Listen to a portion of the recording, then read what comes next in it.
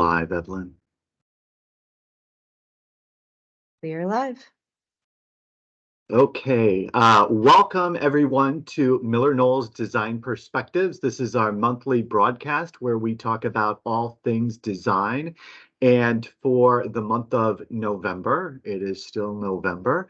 For the month of November, we have a CEU presentation for you. We know many of our architecture and interior design professionals are seeking year-end credits to maintain your professional certifications. And the presentation that we have this month is a brand new, hot off the press MillerKnoll CEU presentation titled Intersection of Hospitality and Healthcare. And this is AIA and IDCEC accredited and also has HSW accreditations. You should know that the certifications of completion will be sent out to you within the next 5 days. And the presentation will be approximately 45 minutes in length. Presented by the illustrious Dr. Michelle Osman, who is the Director of Healthcare Research and Insights with MillerKnoll. And we will have roughly 15 minutes at the end of the presentation for Q&A from the audience. So we simply ask you to use the chat field to enter your questions on the presentation, the questions for Michelle, and we will work to give her those questions at the end of the session. So Michelle, without further ado, I will turn it over to you. Thank you so much. I really appreciate it. Thanks everyone for your time today. I hope you do enjoy the session. I would like to let you know that this conversation on hospitality, I think, is going to be very different from what you might expect. And I look forward to your questions at the end.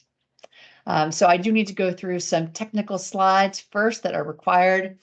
First, that this is IDCEC approved. Here are the course numbers, AIA approved course numbers, EDAC course numbers, copyright, etc., and course description. I am required to read this according to the accreditation bodies, so my apologies. In this course, you will learn about the origins of hospitality, the guest-host relationship, and considerations for supporting hospitality in healthcare environments. Healthcare organizations challenged by staff shortages and burnout, as well as attracting and retaining patients, are turning to hospitality concepts as a way to elevate the human experience and in turn remain competitive. By understanding the origins of hospitality, we see that it is a deeply embedded human activity. It is who we are as human beings, and when done right, it provides for fundamental human needs such as psychological and physical security, belonging, and well-being.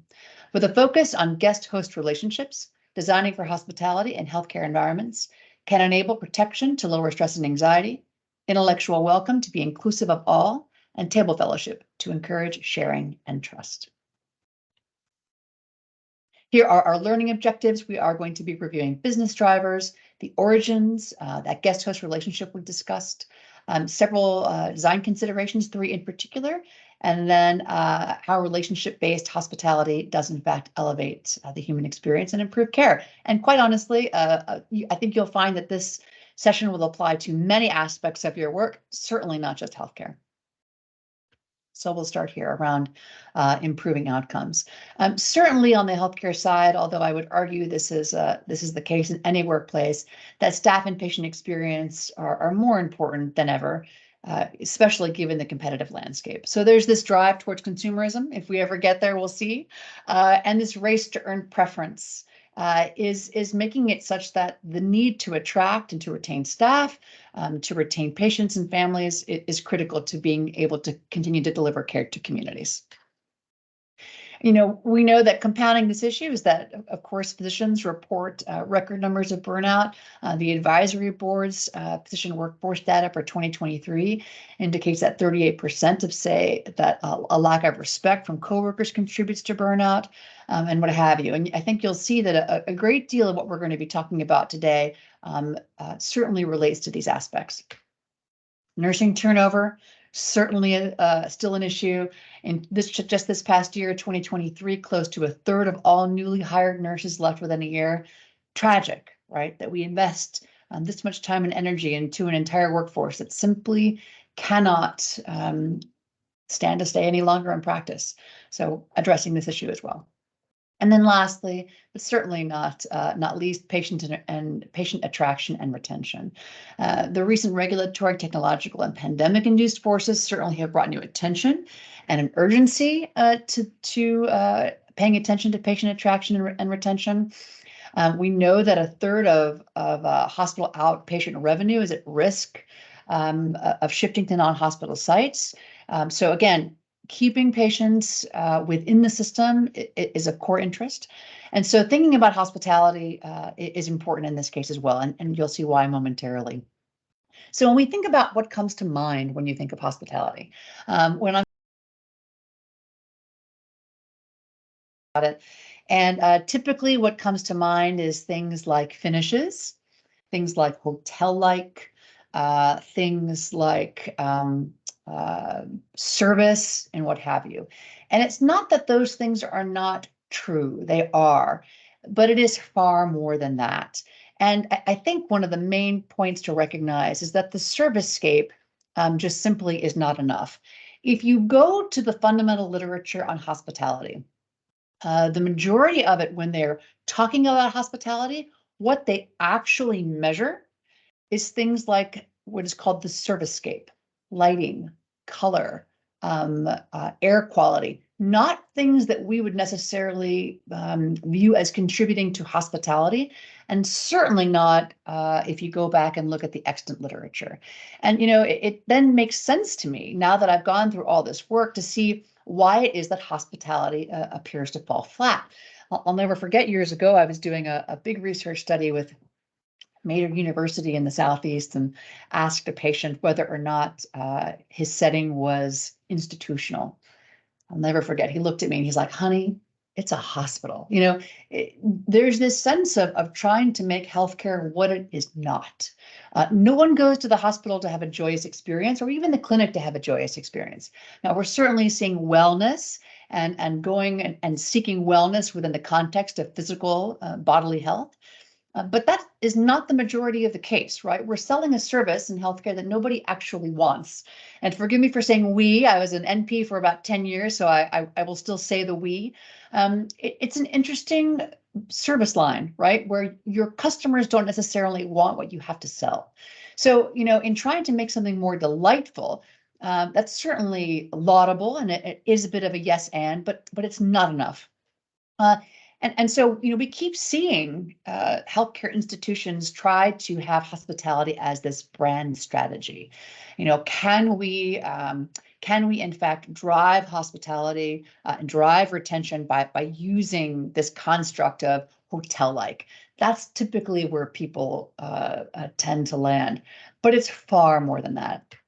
So as we go into the origins of hospitality, I do want to stop for a moment and share with you how this came to be.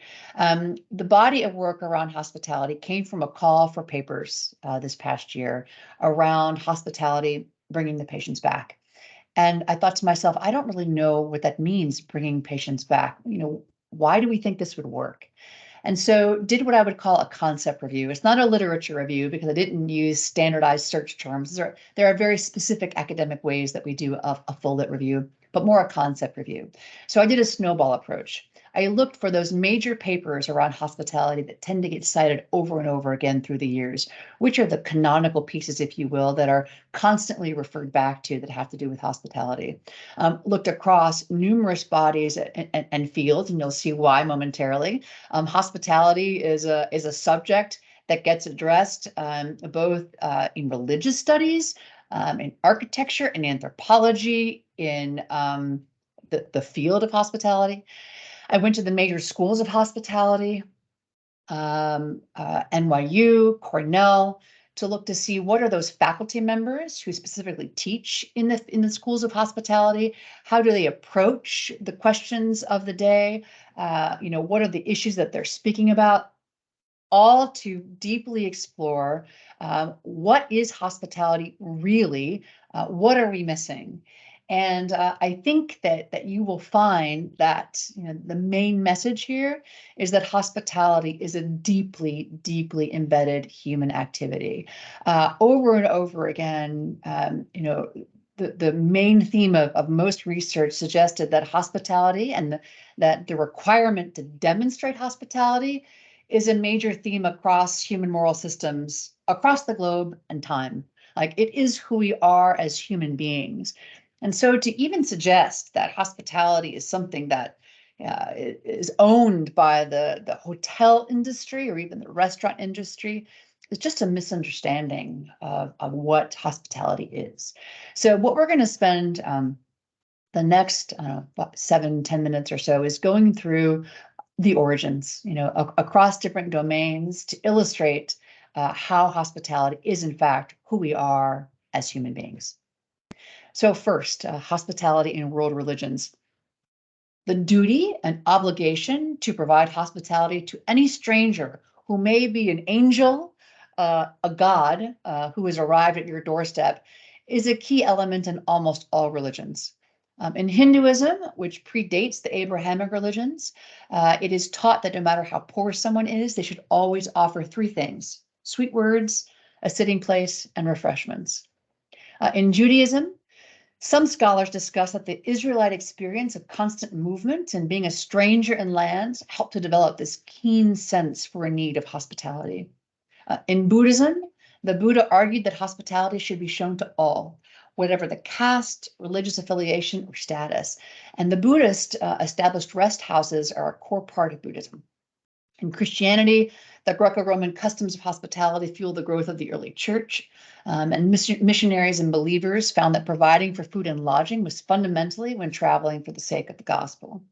In Islam, there's this notion that you can only be a true believer if you offer hospitality to strangers, and it's a form of honoring God. I could have included Taoism, Shintoism. I mean, I couldn't fit all the religions on this slide. But if I did, you would find that, again, these major themes are the same.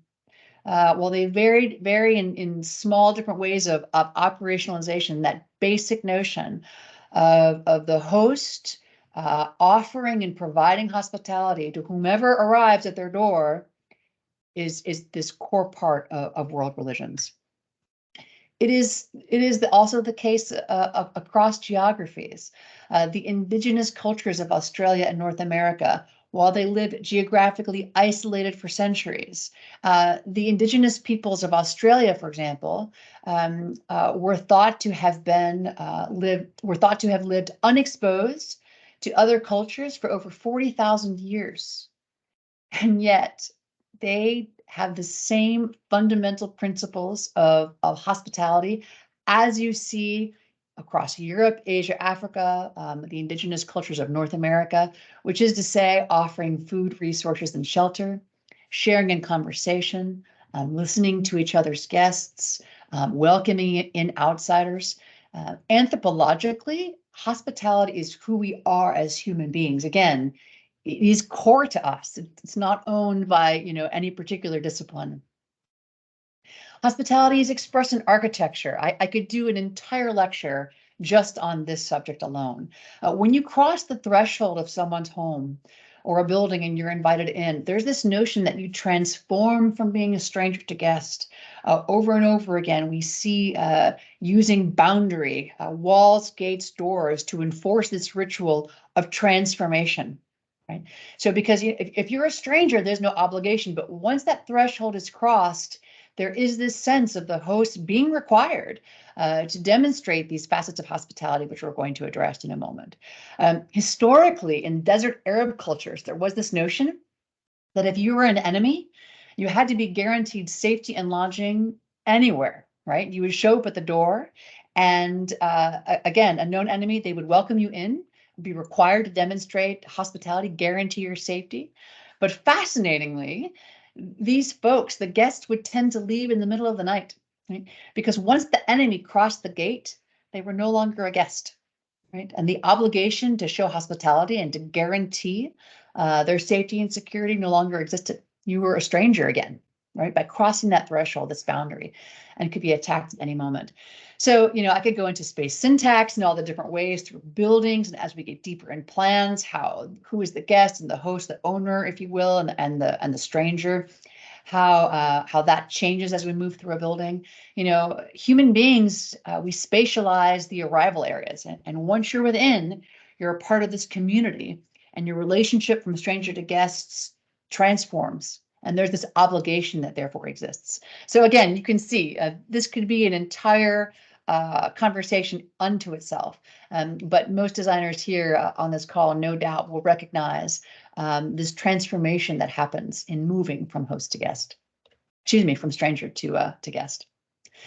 We see it in language. There's this transformation. The word hostis, which is literally translated as hostile stranger, transforms to hospice, which means guests. So there's this idea, Pitt Rivers in the Law of Hospitality writes how the stranger's transformation to guest requires this inversion, right? From a person who can be freely insulted to one who under no conditions can be disparaged. No doubt we see this, right? Once the patient arrives on our threshold, there's this obligation that doesn't exist until that moment. Again, in language, we also see this across literature. If you're familiar with Homer's Odyssey, it's essentially a book about the pitfalls of violating hospitality over and over again. During this time, travelers and guests were considered sacred, and everyone understood their obligations. And so it's just fascinating to me that this piece of work that is taught to this day, right, throughout schools all over the world, it is really a book of violating hospitality. Shakespeare used hospitality in 16 of his 37 plays to heighten host-guest drama and the treachery in the story. So, for example, in Macbeth, King Duncan is killed when he's a guest in Macbeth's house. And the audience at that time would have understood the degree of violation that took place here, because as the host, there was this obligation to guarantee the safety and security of King Duncan. We read that now and we think, whatever. But again, back then, it was very clearly understood. And so it's just incredible that, again, you can see here that hospitality and these principles are not a commercial or contemporary notion. It is beautifully stating there is no culture that is not also a culture of hospitality. Hospitality, this is culture itself. I hope you see here that hospitality really goes beyond food, beverage, and accommodation. That's what the hospitality industry calls the Holy Trinity.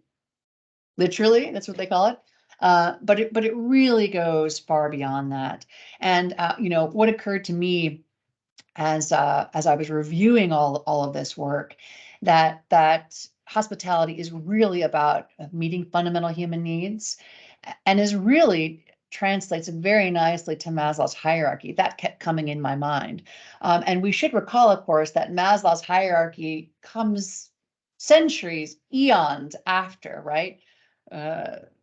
Centuries of human existence, where these principles of hospitality, which had to do with guaranteeing these basic fundamental human needs, were established. So, I do wonder, and I should go back and check to see, was Maslow going back and referring to these fundamental principles of hospitality as he was developing that framework? I think it's an interesting question to think about. Who should we be citing here? Is it humanity, or is it Maslow? So in thinking about meeting fundamental human needs, I do think it's important that we think about what we require of our healthcare workers. And we'll dive into this a little bit more later. But in healthcare, nurses, doctors, and other staff members are quite literally denied the ability to meet their basic needs for nutrition and hydration while working and delivering patient care. The regulations that exist state by state, but certainly in most that I've been to, prohibit eating and drinking to avoid contamination. So, theoretically, that is right. I just gave this talk this past week in Chicago, and several folks in attendance talked about how their health systems will use blue painter's tape to mark a place on the counter that is the official safe hydration station, right? As if somehow microbes stop when they see painter's tape. So, there are all sorts of rules and regulations that have good origins and questionable ones, but this is one where we truly are essentially demonstrate hospitality. So one of the questions that occurred to me as I was investigating the notions of hospitality and what it would potentially mean is, yes, how do we provide for hospitality for patients and families? But what does that mean for how it is that we provide for the safety and security and physiological needs of staff, right? Because of course, if we wish our staff to deliver hospitality, we need to show hospitality to them as well. And we'll get to that a little bit later in this presentation, but I do want to point everyone in that direction. So I think it's important to go back and think, well, why on earth has this been so confusing? Why do we have so many different definitions of hospitality? And I think it is in part because the academic community themselves have been wrestling with what this debate is. So Burgess is trying to say, okay, is it a private notion? Is it public, institutional? Does it change depending on what your motives are? Is it this exchange process? Is it one way, that the host gives to the guest and it doesn't go vice versa? Is there an intangible or tangible component to it? What are the behavioral implications? Is it a process? Is it a product? Is it an experience?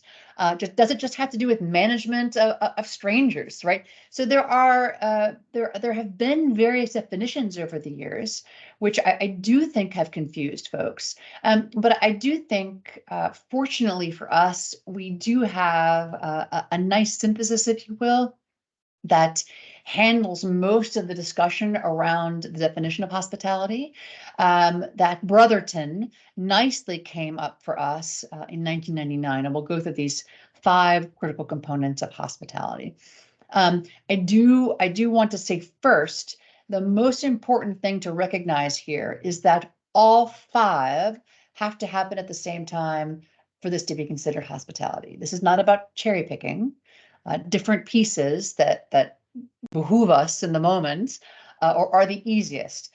Scholars agree over and over again that there is this bundle, if you will, of activities, of components that must take place simultaneously for hospitality to be in place. And so the first is that there is this notion of human interaction, right? It's not simply provisional. There's this human to human back and forth where an exchange takes place. The literature talks about leaving takeaway food, for example, takeaway being the British term. There's quite a lot of scholarly work in Europe on this subject.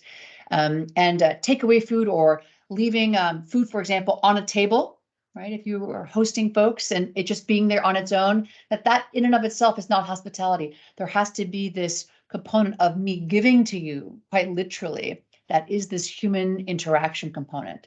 Now, I will say that as we start to anthropomorphize technology, chatbots, robots, what have you, where we begin to give human characteristics in our minds to these technological advances to robots, for example, that it may be that starts to evolve what this notion of hospitality becomes, right? Historically, again, it is this human interaction. I do think there is some room for movement there. We'll have to see where that ends up happening. But I did want to point that out. The next is that it's contemporaneous. There must be this close temporal sharing of space where hospitality takes place.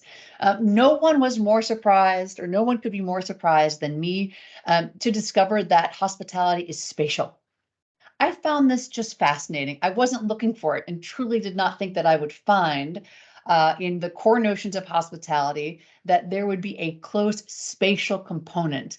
But the reason why there is, again, you cannot have a close human-to-human interaction if it isn't spatial, right? The bodies have to be in proximity, but there's this notion of this sharing, this giving of self to others that can really only take place where this close temporal sharing of space takes place. So, for those of us who are experts and who design space, this is the body of our work. I think this is our unique opportunity. By this definition, hospitality is not something that happens virtually. Right. While I'm sure many of you, if you're going to host a meeting, you would potentially send goodie bags to folks in their private home offices so that we are all sharing the same snack, if you will. That's lovely, but that isn't necessarily hospitality, right? We're not sharing this space together, right? That's a key part about this. It is also voluntary. There's this sense of duty and generosity, and that it is done joyfully, right? There's no mandate here. The fourth is that it's mutually beneficial, right? The guest is open to what the host has to offer and vice versa. Certainly in healthcare, we see this. What's the number one way to prevent burnout? I'm sure we all know this. It's around maintaining the relationship between the clinician and the patient. That relationship is where burnout is prevented because it helps people have that meaning and that sense of purpose. So again, yes, in giving to the patient, the patient benefits, but the clinician benefits as well. And the last is provision. The host has an obligation to provide protection and security, as well as the space's sustenance for human existence. And in turn, the guest has the obligation not to harm the host. I think this is really interesting for healthcare. Again, I wasn't seeking this out. It was fascinating to me over and over again. In the literature, that there's this contract, if you will. If I bring a stranger into my home, they are under obligation the same way that I've sheltered them from the elements, that they will not harm me. I do wonder if this is in part the origin of our moral outrage when violence happens against healthcare workers. Why? Because they are offering of themselves, right? They are hosting patients and families, and so when a violation takes place, it's so abhorrent. I do think it's important to lastly mention on this slide that hospitality is not the same thing as hospitable intent, right? That's important and certainly a part of this, but again, these 5 components must be present. So when we think about that guest-host relationship, we've talked about this quite a bit and talked about the spatiality that exists there because of hospitality. So it may already be apparent to you, but in case it's not, I do want to point out that who is the guest and who is the host depends on who owns the territory. And that is where this spatial component really comes out. Over and over again in the literature, you will see this comment about owning the territory as defining who is the host. And of course, you don't own something that's ephemeral and magical, right? You own the space. I invite you into my space, the territory, which is quite literally a physical space. Now, historically, again, scholars would say that you cannot be a host and a guest at the same time, right? And this makes sense. If I invite you into my home, you don't suddenly become the host, right? Within that same visit, I remain the host. It's my home and I've invited you in. But healthcare is a little bit funny. And this is where I think we need to expand this notion of hospitality and think about where is it that we start to see this host-guest relationship operationalized in the healthcare setting. And so within a facility, we can start to think about the administration, if you will, being responsible to host everyone that is literally within their building, right? Providing for that safety and security, making those affordances possible, right? Then as we get down to the patient care areas, at the level of the staff then being responsible for hosting patients and visitors, as well as other staff, especially contracted traveling clinicians. And then at the level of the patient room, patients and families hosting other visitors and in turn staff in their assigned rooms. And there's this interesting question, an interesting moment there at the level of the patient room, where depending on the acuity, who is the guest and who is the host can shift. And I do think this is where we are advancing the model, if you will, and if you'll stay with me for a moment. When I think about mother-baby, labor and delivery, tends to be a joyous, happy event, healthy event, usually, where things go well, and patients and families can own the room, right? People knock on the door. They are well enough, if you will, to retain ownership and be in charge, right, of that space. As the acuity tends to shift, right, you start to see where you would certainly not want to be the owner of the room. It switches back for the staff as the owners. They start to come into the room where they want to. They have direct visibility and supervision of the space. Why? Because they need to host the person who is in need. So you can see how, depending on the acuity of the patient, and within the same hospital stay, for example, and I think this part is more certainly on the hospital, on the inpatient side, where the ownership of the room can shift depending on the acuity. And the challenge for us in design is to balance that, where the room serves the needs of the patients and families when they are able to be hosting and in charge, and also serve the needs of the staff when they need to take over and be the hosts themselves. So designing for hospitality. It isn't enough to design for it on its own. And everybody here knows this, right? You can't just design the space to communicate hospitality. We have to culturally and organizationally, operationally embrace it. So as we all know, this is the case, but I would be remiss if I didn't point that out here before we move on. So what we're calling relationship-based hospitality, and this is to differentiate between hospitality as we use it colloquially. I don't know how many of you joined this presentation thinking it was all going to be around creating hotel-like environments in healthcare. I've had numerous people think that that's what this is going to be about, only to discover that it is quite not. But relationship-based hospitality, and that practice must solve for three things. And Reeves very nicely describes this for us. And breaks down these key 5 requirements that we just discussed in 3 overarching principles, which we can then start to operationalize. So the first is protection, which is to create spaces that communicate, cue, and afford physical and psychological safety to help lower stress and anxiety. Right? I never thought of patient safety as hospitality. It was just this sort of mind-blowing moment for me. There are other reasons we did it, right? The sort of obligation to patient is part of our ethos. But to know that I was demonstrating hospitality through protection is just another way and another lens to view what we already try to do in healthcare. The second is intellectual welcome, using inclusive design principles to guide space planning so that people from all backgrounds might experience belonging. And the last being open table, right? To promote cross-role, same level of human interaction, especially with a shared meal or beverage, and we'll get to that in a moment, to encourage sharing and trust. So now that we've talked about the origins, define the meanings, we're going to go through several different ways that our wonderful design team started to operationalize hospitality in healthcare settings.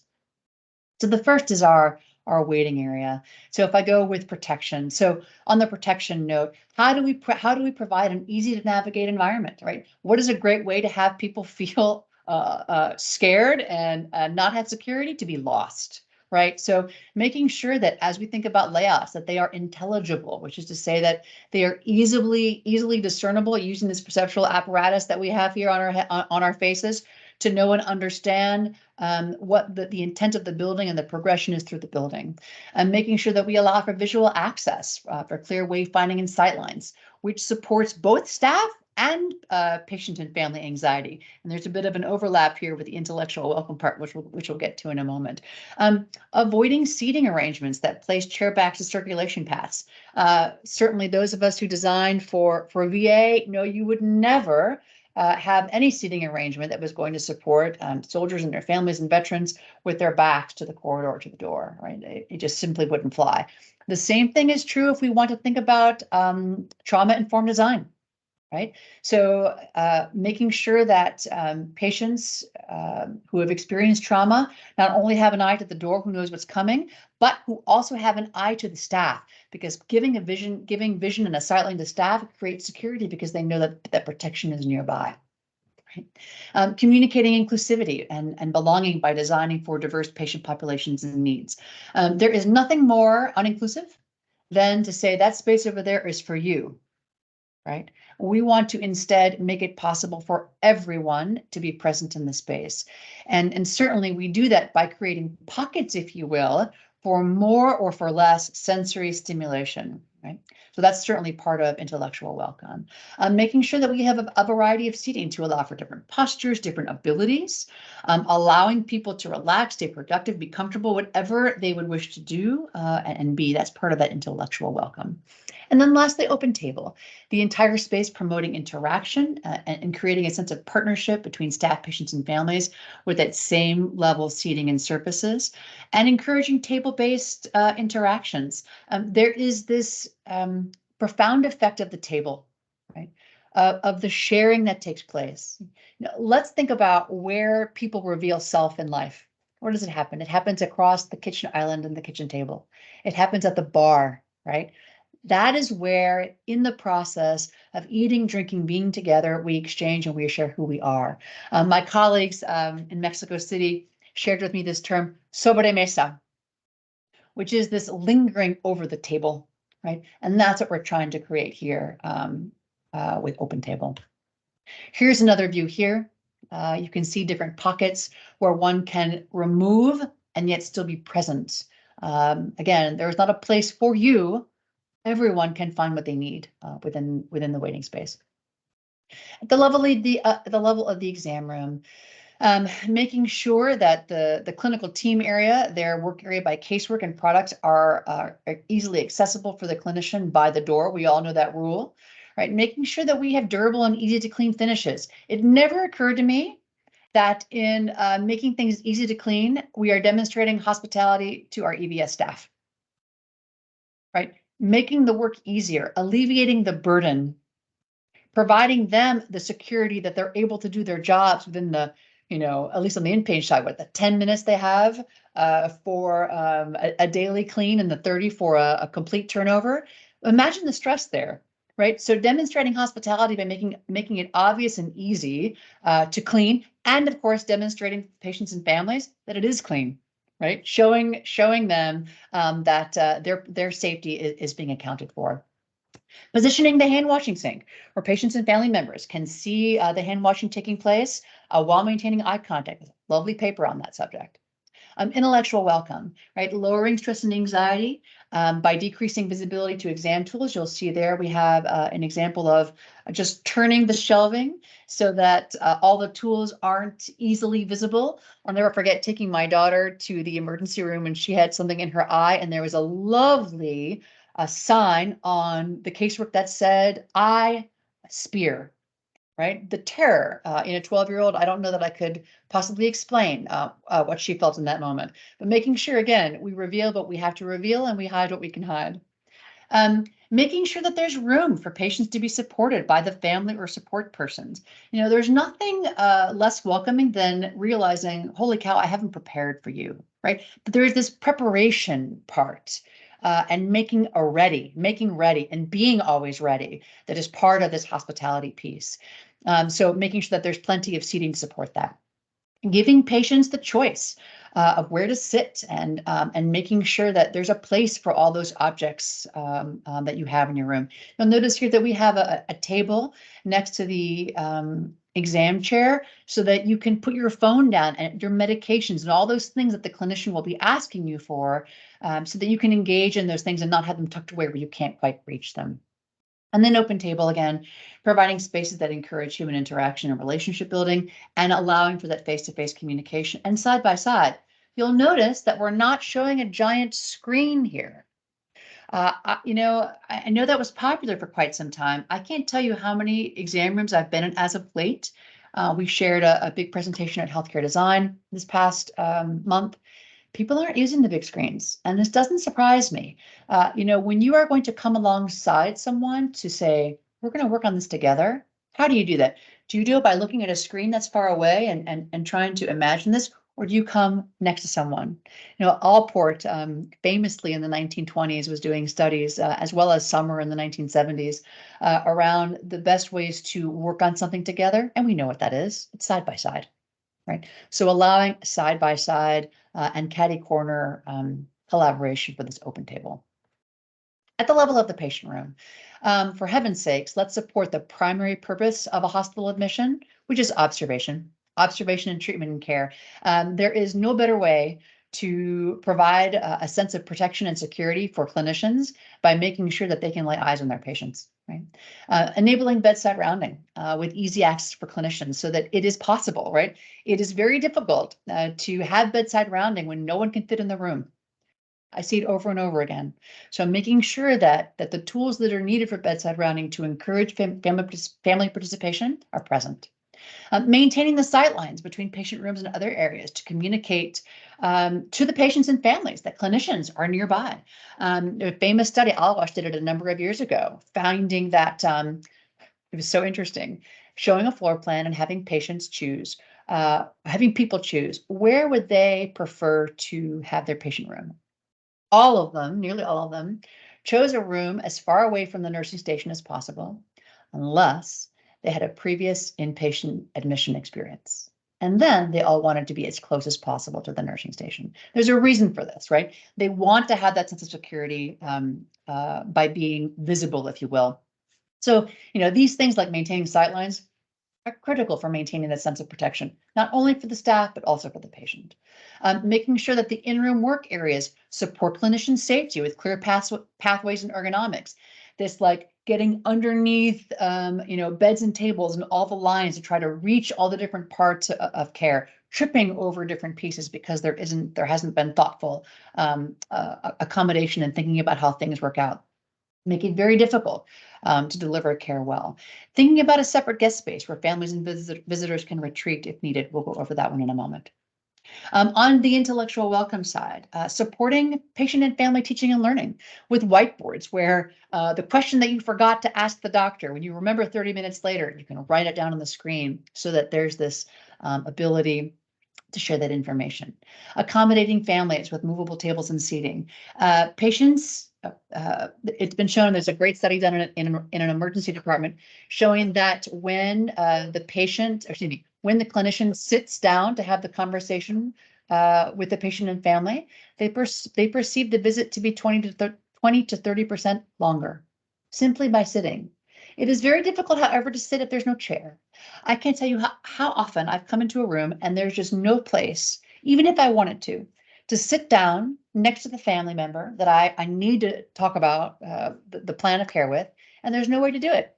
So you end up perching, because you're trying to sit, you perch on the casework, right on the countertop, you perch on the bed, and you inevitably are higher than the patient and patient higher than the family. There is nothing worse than trying to have a person-to-person conversation when you've just built in hierarchy right there. Nothing about it implies sharing. Open table, again, as I pointed out, adding a stool so that we can sit and have that conversation. And here you can see that we're showing access to beverages for hydration, considering a refrigerator for cold drinks and water and holding food for a family. I know we hear pushback on this, like who's going to clean that refrigerator? I think when we think overall about the goal and what we're trying to do for patients and families, that figuring out who will clean the refrigerator is the least of these issues. It's a concern to be sure, but certainly one that we can start to figure out how to overcome.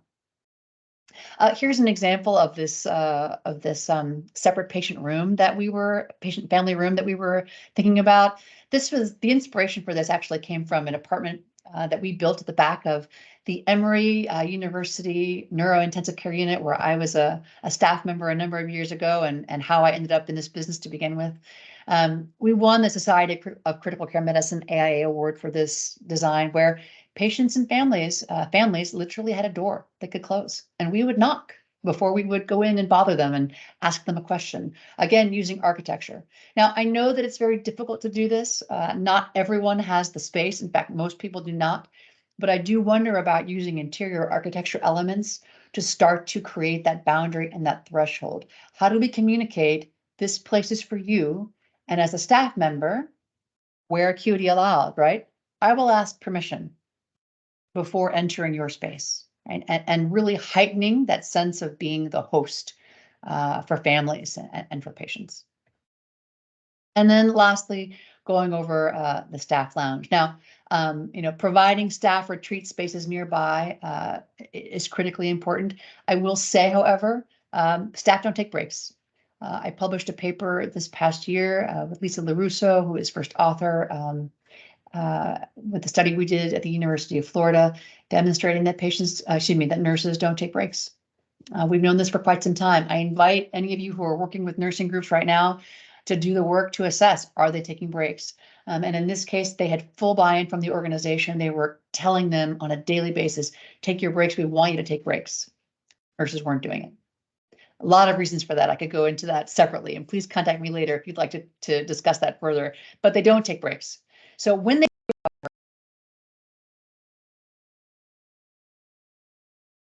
staff can show hospitality to others. I think especially of what happens in the moment after an acute loss or after a very difficult patient or family encounter. When it's possible to retreat, where can they retreat? On the intellectual welcome side, where can they be as a community, as well as having a moment for private space if they wish to have it, allowing them the opportunity to connect to their families when they're taking a 12-hour shift and going back.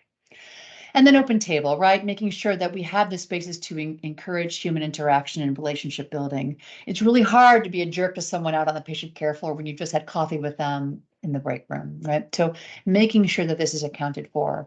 I will say, again, 15 to 20 minutes in a lounge is not going to overcome 11 and a half hours of struggle delivering patient care. So when we want to show hospitality to staff, first, let us start with alleviating the burden of work, which we addressed earlier in this talk, but that's really the key issue to address here.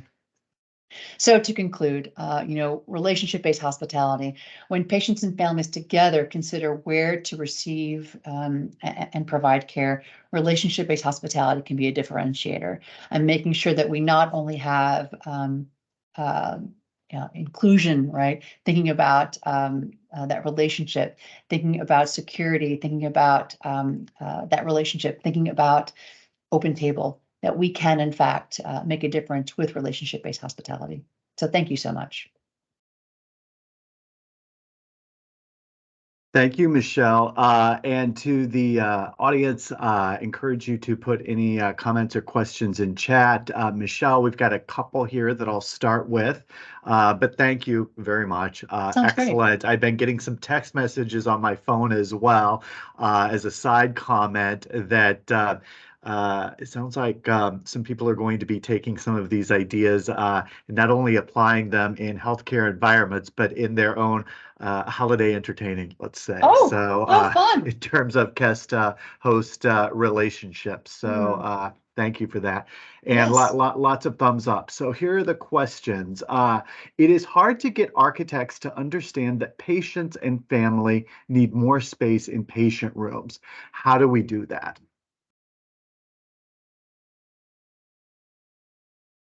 There's a budget question, right? So we need to think There is a budget question next.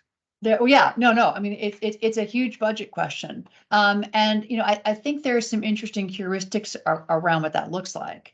The zoning question, let's start there. We're all familiar with this. Oh, there's the clinician zone, the patient zone, and the family zone. I've always found that ridiculous. The whole thing, quite honestly, is the clinician zone because we go everywhere. And so again, to that point, might we make it possible so that different elements of the entire room speak to the patient and family in a way that there doesn't have to be the space at the back of the room that is for you. Rather, the whole thing is for you and you're able to understand which part. I think about a Disney movie. I think it's a great example. The reason why parents don't want to stab themselves in the heart when they're watching a Disney movie is because there are elements throughout the story that only the adults get. If the kids understood it, it would be completely inappropriate, but they don't because it's not for them. And yet it coexists all in the same storyline and everyone is happy. I think that's a really interesting way to start to think about what is for the patient and family, what is for the staff.